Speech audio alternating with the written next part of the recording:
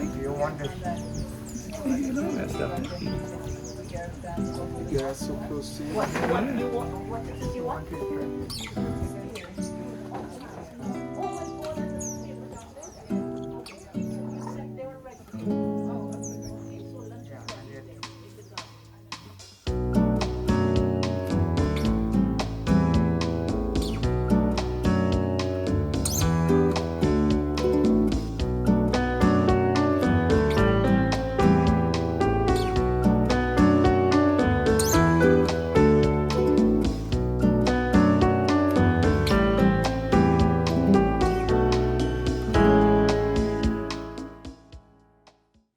Hello and welcome to Powerboat Shipyard in Trinidad.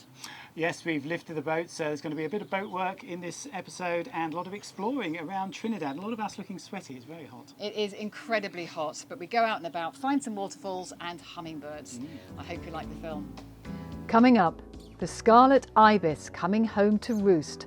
What a spectacular sight.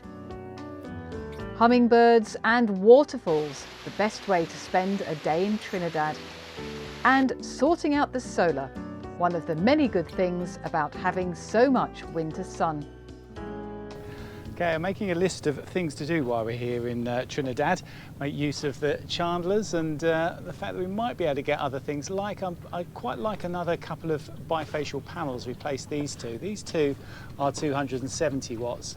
This one's 400 and it's a similar size. And I can get a little bit more on here, got a little bit more real estate.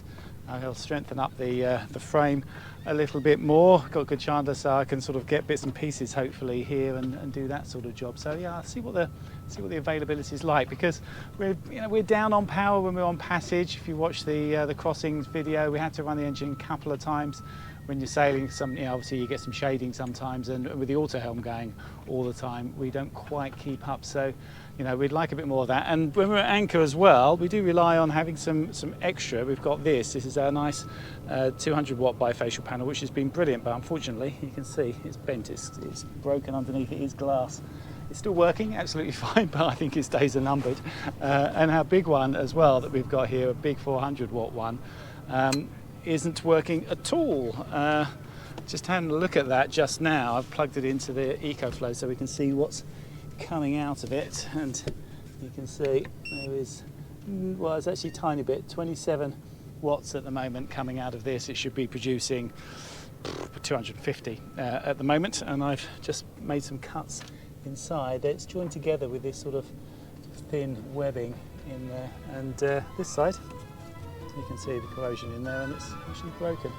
So I don't know if they're all like that between them, but yeah, I'm going to slice it open and see if I can join that back together and get this one working.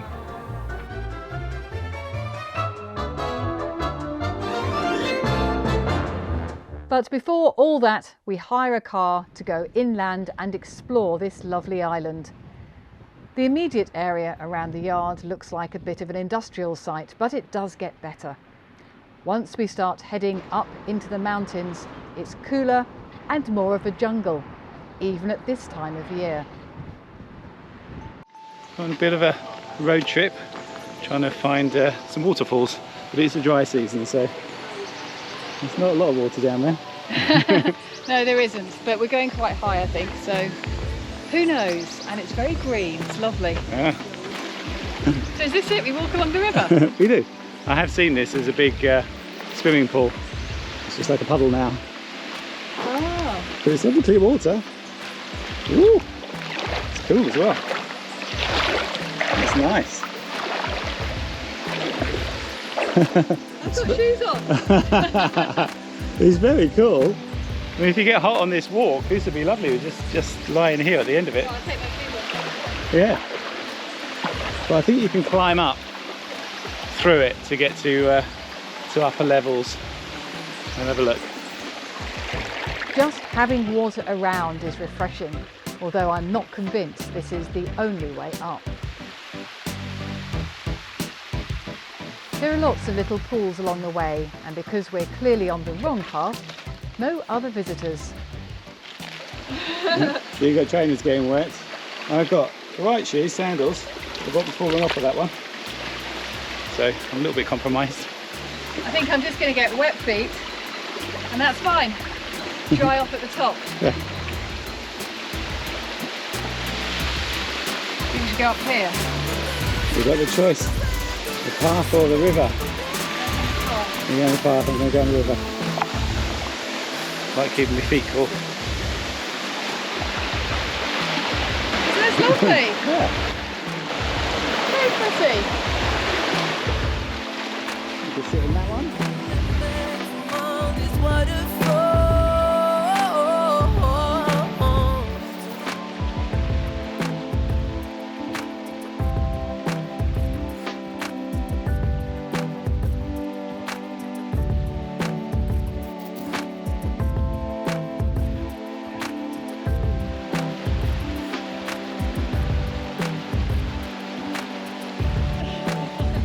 A short break and then the trip continues because there is a point to this journey. And it is this. The Blue Basin waterfall is one of the most beautiful in Trinidad. Even today without the mass of water you'd see in the wet season. Just right for a natural power shower.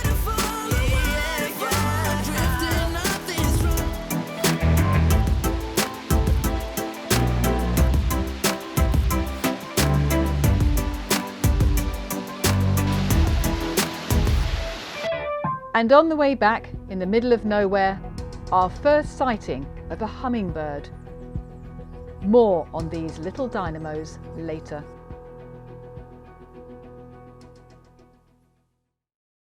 Well, it's a very hot morning this morning and we are actually getting ready to lift. We said at the end of the last episode we needed to come out. One of the reasons was to have a survey for insurance. Well, we don't need that anymore. Due to spend about a week looking at different insurers. In fact, I think we'll do a special on it because it's so difficult nowadays to find decent insurance. We found a good one now. Don't need the survey anymore, but we have arranged the lift and we are going back to the UK for a week, so they don't like you to leave the boat unattended here, so we'll lift anyway. They're doing it for pretty much the same price as leaving the boat at the dock, so you might as well. There's always jobs to do, so I'm getting ready. Tied up the foresails. If I was in the UK you'd have to strip these off. They don't normally like lifting boats with foresails on nowadays, but tie the sheets up, make sure that the furling lines are cleated off, and yeah, you just don't want them coming out while you're being lifted. That wouldn't be a good look. I'll get the fenders on, get the lines out. I hope this wind doesn't come up too much. It's starting to come up now, always does, because you've got to go in astern in these with this boat with the bowsprit. The forestay is too far forward for it to fit under the bar in the lift, so you always have to go in astern. So it's always a bit tricky, so yeah, let's hope this wind doesn't come up too much. It is early enough in the morning and we are lucky. Very little wind and plenty of experienced staff on the dock to help us tie up.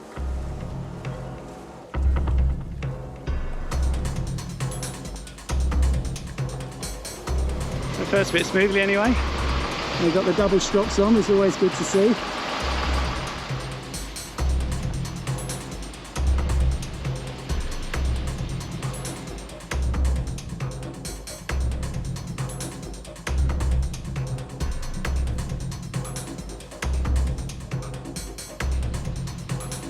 Steve is pacing, of course. Most boat owners do this at this point, but Fair Isle is in very good hands. With a long keeled boat, the trick is to have the strops tied together, which is often done from the water.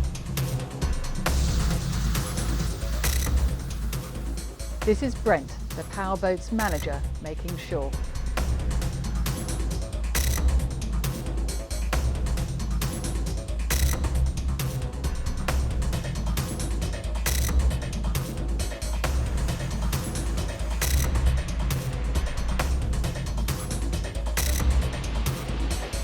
In fact, looking around the yard, you can see that an unusual number of boats here are long-keeled.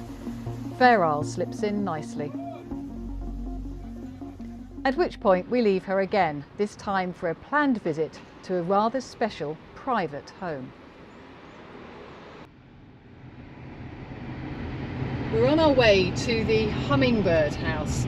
It's a private house where a couple had lots of hummingbirds coming into their garden, and so they decided to open it up to people like us. Yeah, I think it's just up this little track here. Yep.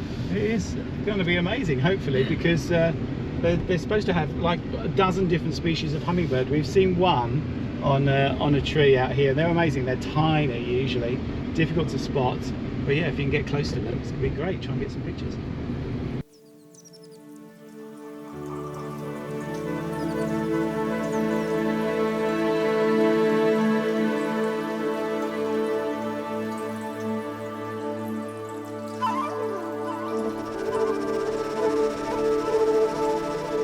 There are 14 different species of hummingbirds here. It's a haven for bird watchers, but it's also a place just to sit and watch.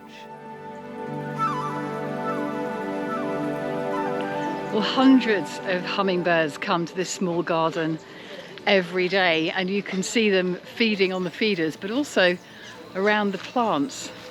It is quite amazing. I had no idea. They actually flap their wings between 60 and 100 times a second.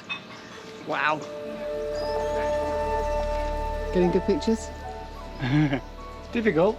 I had one friendly one over there that came and posed for me, but they're quite elusive out in the bushes here. So no, I have to chase them. So I leave Steve to chase the hummingbirds. I had no idea about how different they were from just a regular bird. They are the only birds that can fly backwards and upwards and sideways, and they're just a machine. They eat every 10 minutes, and that apparently makes them angry. They're not playful, they're angry and hungry. That's the life of a hummingbird. In the morning time in the tropical rainforest, when it's damp and cool, hummingbirds are up and about, hungry and desperately hungry, darting around visiting thousands of flowers in quick time. I put them at the heart of keeping the tropical rainforest functioning.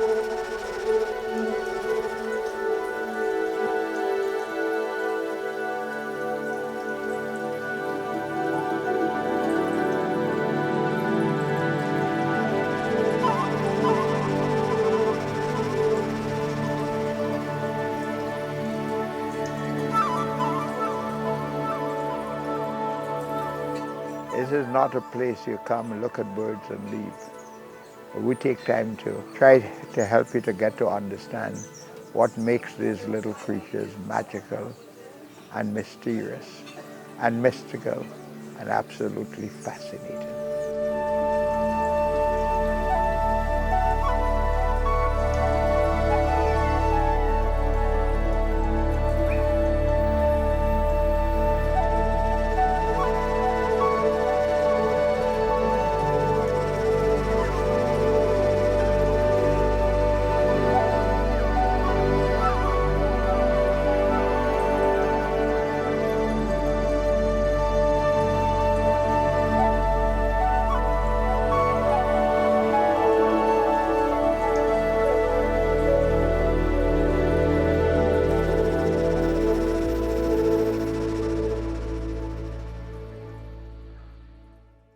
Well, I can't delay it anymore. The dirty work has got to start.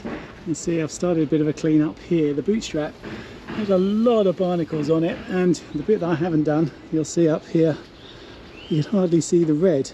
It had a lot of weed right the way along it, probably from being up the rivers in Africa. I haven't been able to dive on the boat that much because we've been in murky water a lot of the time, but it's only been, what, 5 months since we've been out, so yeah, not great. The Velox hasn't done well. Normally this lasts for years, but yeah, it's coming off. I've got some more, so I'll put some more on that, but yeah, I usually love that stuff. It normally lasts really well.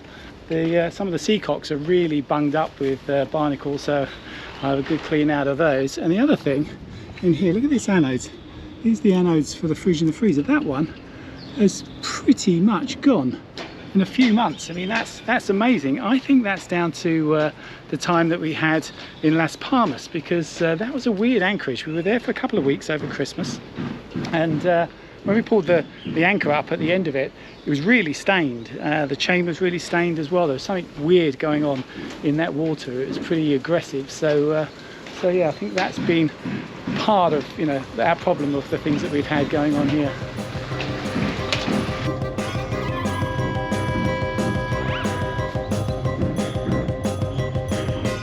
Time for another boat break, and the first stop is St Benedict Monastery, where there's a great view, a chapel where Mass is live streamed, and there's plenty of holy water.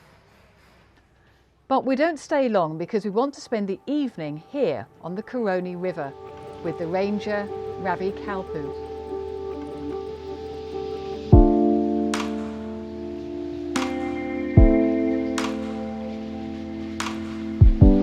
Heron is relatively easy to spot, but then we're reminded that this is the wild.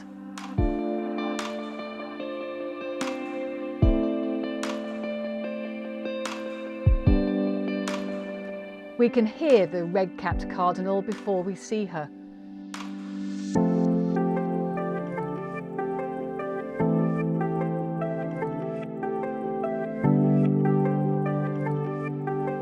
I would never have seen the owl without Ravi's help. And as for the tree snake,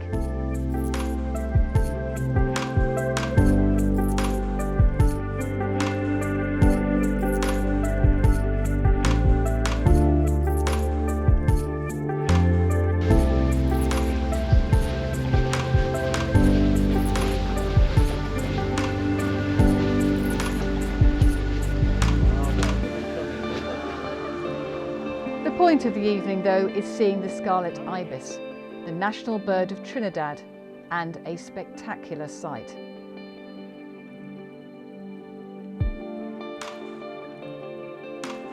At this time in the evening, when the mangroves look like something out of Lord of the Rings, it's almost time for all birds to roost.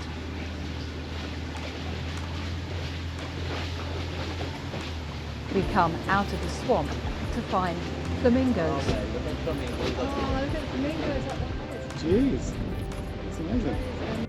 There they are, long-legged, majestic, and acting like the kings and queens of the jungle. But trust me, there is more to come.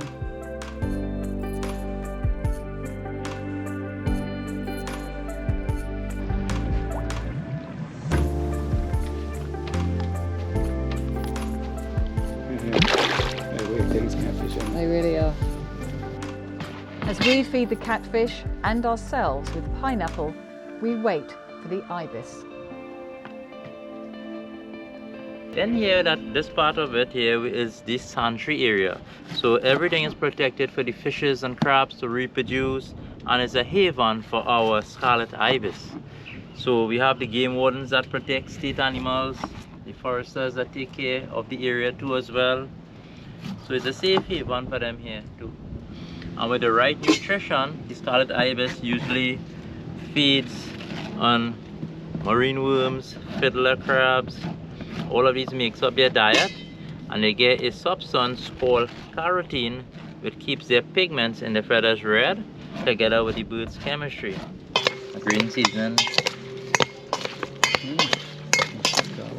Pineapple and garlic. What's it like? It is delicious. So going to make this at home.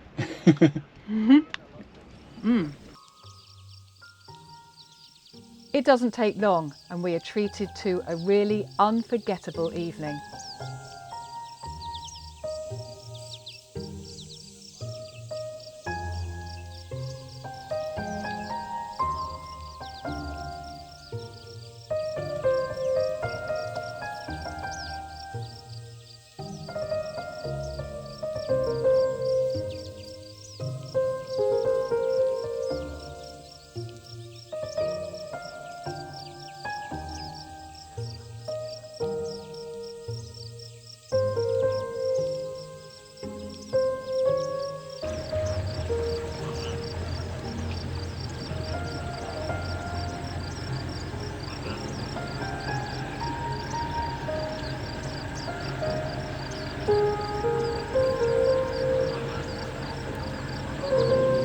We finish with a beautiful sunset.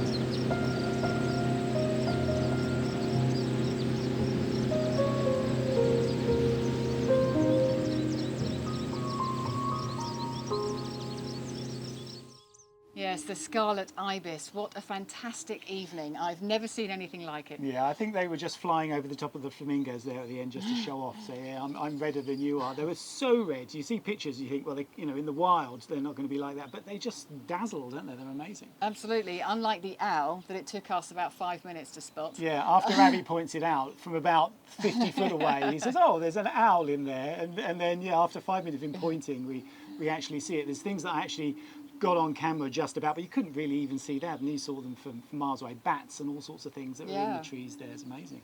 But the hummingbirds were also absolutely beautiful. I had no idea there are so many types of hummingbirds. Yeah, fascinating creatures. They're just mesmerising to watch. And yeah, that garden, it's just a private garden that they've opened up, and yeah, really great idea.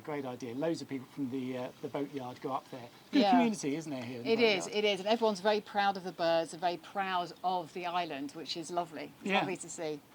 Anyway, coming back to the boat, we have found an insurer. Thank you very much to everyone who gave their advice and comments. We've gone with Velos. They've given us a very good deal. Yeah. So, yeah, we're really happy with that. And we might actually do a special on this. If anyone's got any information, sort of horror stories and good stories about insurance, if we get enough stuff together, we might sort of put together a piece on insurance, because we've got so many questions about it after the last one. So many questions and so many answers. Lots of people have got something to say about the state of sailing as well. So it's not just insurance for us, but also insurance for people who are doing things like us and trying to sail in different places, but also just in general insuring boats. It does seem to be a changing environment. It does. But we're having a nice time here in the yard. It is hot. Got the air conditioning running inside, which is quite nice. But yeah, it's a really good community here. They've got the roti hut, which I think we showed in the last episode, is right next to us. Prism is behind us, another HC. Now Hans Christian 33. You might have seen that on YouTube. John doesn't do videos at the moment, but yeah, they're just behind us. So we're having a look at his boat at the moment, just checking it over for him. So we'll be here for another few weeks. So thank you very much to our patrons for supporting us. Thank you to our subscribers, and thank you for watching. And we'll see you next time, and we'll still be here. Thanks for watching.